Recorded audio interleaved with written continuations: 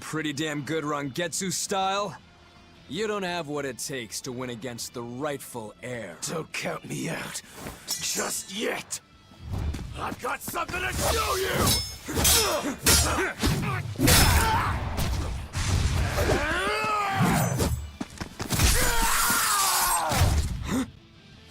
Take this!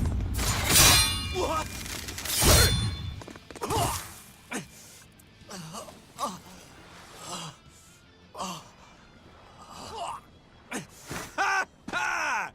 Now that was clever!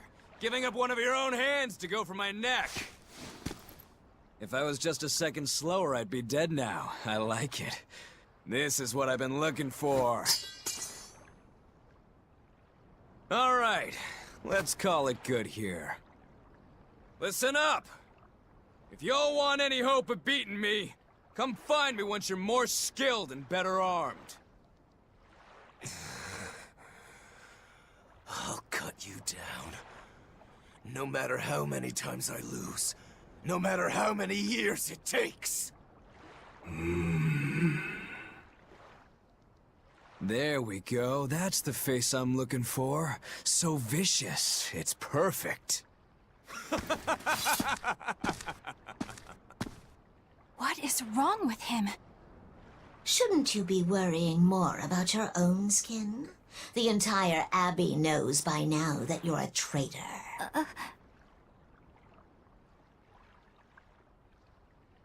That guy, he was really strong. Yeah, he was. They all are. But we will beat him if we must. No matter what it takes. The Von Eltius here. Let's get going. Please, take me with you. I'll make a sword that surpasses Stormhowl yet. I know I will. But for another blade to beat Stormhowl, its wielder must be a swordsman of unmatched skill.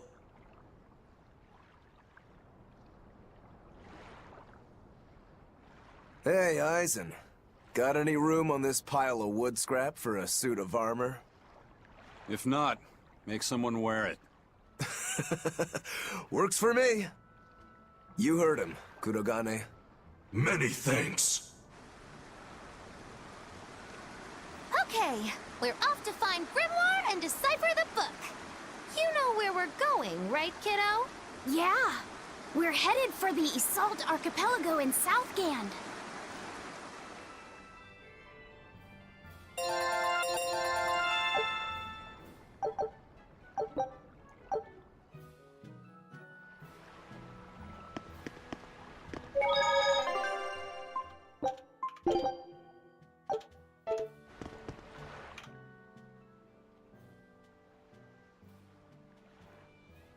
Velvet's demon hand. It's such a mysterious weapon. I can only imagine how much of a threat it will become to the Abbey. This calls for a clear-headed breakdown of everything I know about it so far. It changes shape in a flash, and can devour most anything. How must that feel, to devour something with your hand like that? But it doesn't devour the bandages that cover it up. Maybe they're protected with some sort of special art? Likewise, the rest of her outfit can't be ignored. One would think she wouldn't want to wear such ragged clothing, yet she clearly has no inclination of buying something new. I suppose that could be taken to mean she has some sort of attachment to it. But that top is really big for her. Like it was made for a man.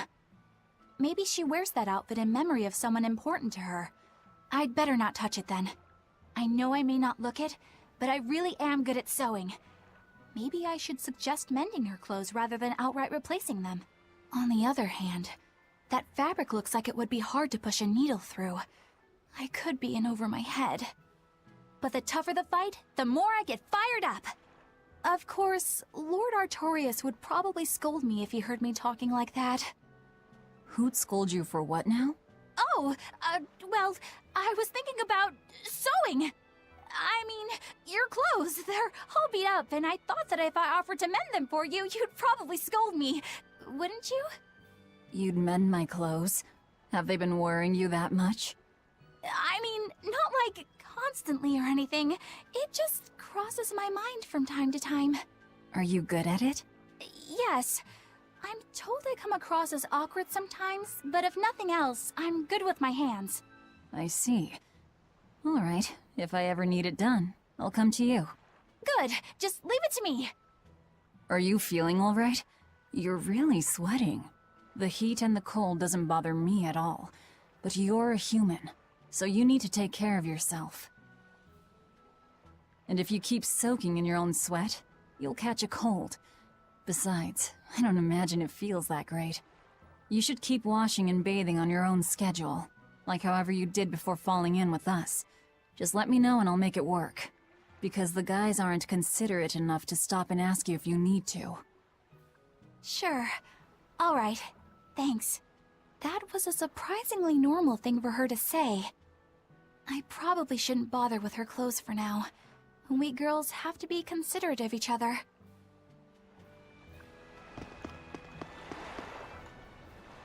Eisen, I thought you were supposed to be in Midgand.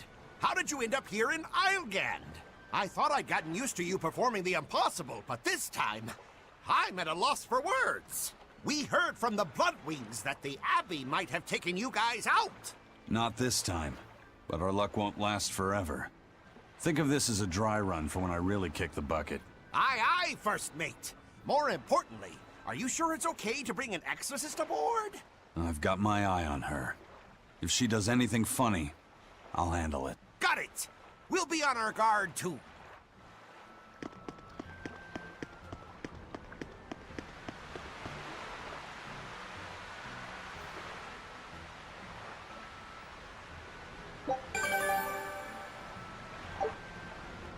Ooh, I forgot about those. So we just got a reward for killing those Take a nasty, look at horrible this. monsters.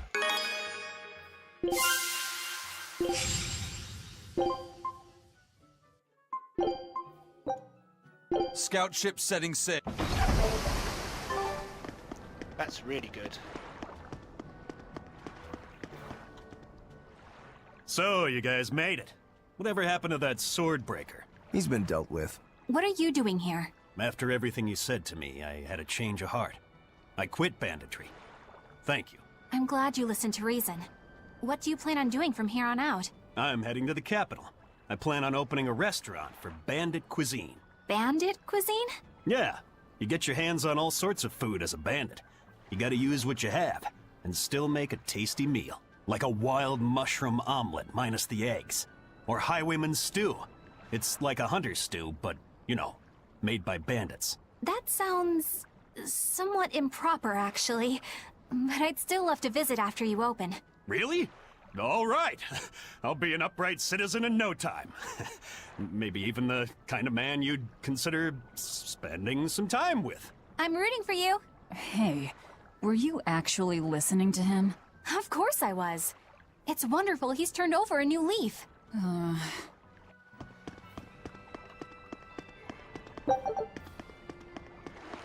What's this?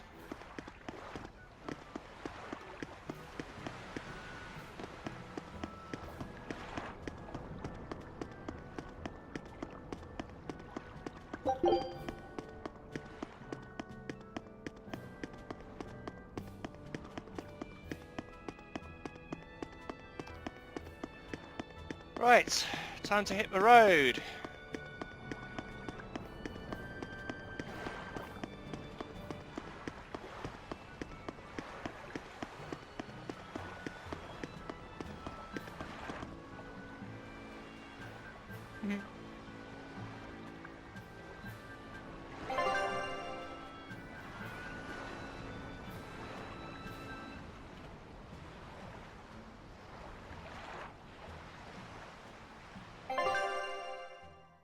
Right, where are we off to then?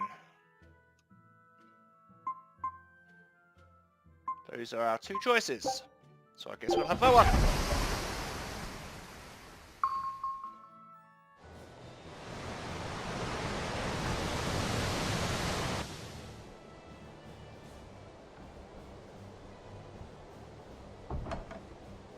I gotta say, You guys look less like pirates and more like a circus troupe. Are you alright with having demons on board, Benwick? Not remotely an issue. If you're aboard this ship of misfits, you're a pirate. That's just our creed. At least, that's what the captain and the first mate always say. Speaking of the captain, what's Eifried like? Let's see. How do I put it? He's like if the sea were a person, and that person had a pointy beard. Huh. A bearded sea? Look, everybody on this ship is an outcast from society in some way. Despite that, Captain Eifried accepted us for who we are, and took us all on board. So he's a kind man. Well, would you say that the sea is kind? How would it feel to dive in with an open wound? It would sting. A lot. Quite so. Some days he's calm and steady, and others he rages. He can be shallow, deep, even a whirlpool. Sounds like he's a little scary and hard to read. Yeah, sometimes it's hard to serve him, but that air of mystery keeps us around and makes us want to take those jumps. At the end of the day, the Dread Pirate Van Eifried is one hell of a guy. He sounds like Velvet in a lot of ways. Wait, what? How so? I didn't describe him right at all, did I? Benwick, we're changing course at once for Port Renede. Sir? What's going on? 3 of our men have collapsed from the Corsair Scourge. They first showed symptoms 3 days ago. How are you holding up? I'm still doing all right. But if this really started 3 days ago, that means we're all carrying it, doesn't it? That's what I'm afraid of. But if we head straight to Port Renede, we should be able to get medicine there. I'll check on everyone's condition. Make sure everyone stays hydrated, including yourself, understand? Sir, yes sir. All hands, assume emergency positions. The crew's holding up well for a bunch of folks at death's door. What do you mean? Is this Corsair Scourge fatal? Quite. No one knows what causes it, but it starts with a high fever and ends up with the body falling apart like sand. Like sand? Once, there was a great band of pirates who ruled the seas, but the disease spread through their ships and killed every one of them. That's why it's called the Corsair Scourge. Does that mean we've been infected as well? You humans, for sure. Only humans fall prey to the Corsair Scourge. Then it could have gotten to you too. Right, Moggy Lou? Oh, right. Alas, that my glorious saga should meet such an ignominious end! I can't allow our vessel to die from this. If you start to feel ill, speak up. I will. All right, we'll all be helping out in the search. Everyone but Eleanor, that is. Huh? Oh, why does she get to stay? I might be dying too, you know. You're a witch. Magic yourself healthy. Now quit whining and get going. Oh, not even a witch is safe from the ravages of the Reaper's curse! The Reaper's curse?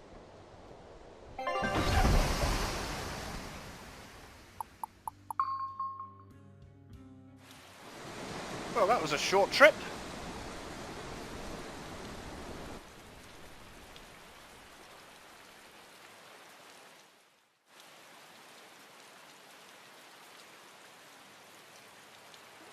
Okay, where's the herbalist?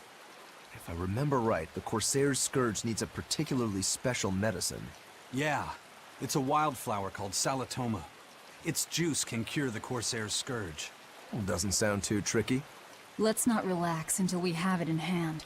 Right. Now let's get going. Hold on a minute. Won't you just be spreading the disease if everyone wanders into town? Surprisingly, no. For whatever reason, you can only catch it over the ocean waves. It's speculated it might have something to do with the salt in the air, or maybe the microbes in the seawater. Nobody knows the cause for sure, but there are no recorded cases of people catching it on land. I see. A strange affliction indeed. We'll be back soon. You all remain on the ship. All right. Good luck out there, sir. We've got to hurry.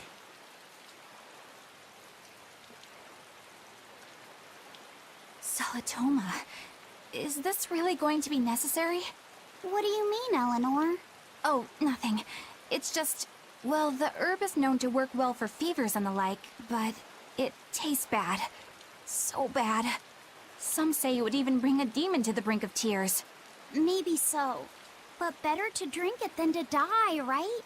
Oh, I'm not worried. It just reminded me of stories from my childhood is all.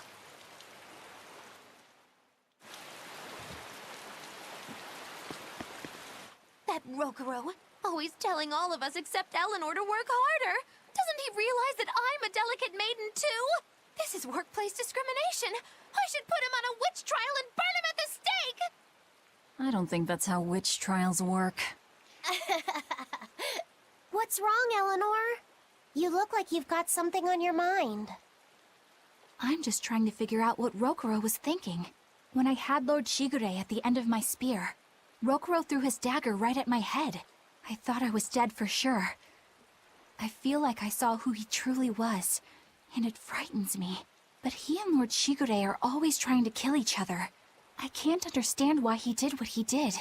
It might have something to do with his Bushido code. What's Bushido? Is that like a sword fighter's code? It's a way of thinking. Be loyal to your lord. Respect your parents. Protect the weak. And act with honor. You're saying that he was following this Bushido code, and he was protecting me because I was weak? He might have turned into a demon, but his memories and personality are still intact. I doubt his moral values have disappeared either. Do you really think he believes in that Bushido stuff? Carving through his enemies with a cruel and unsparing sword! Slash! Pow! Shazam!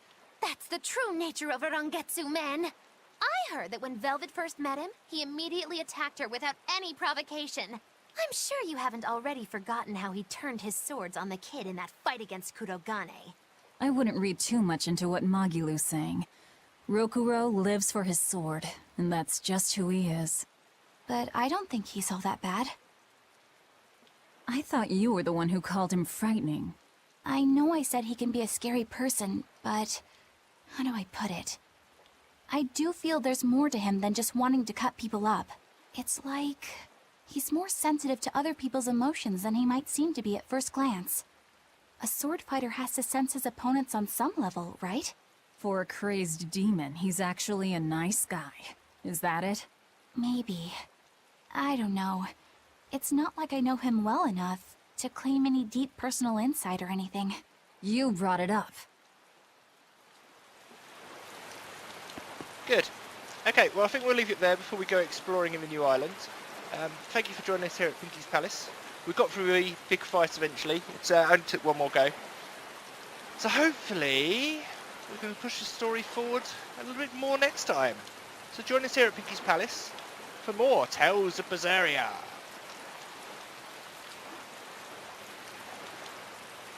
Goodbye now.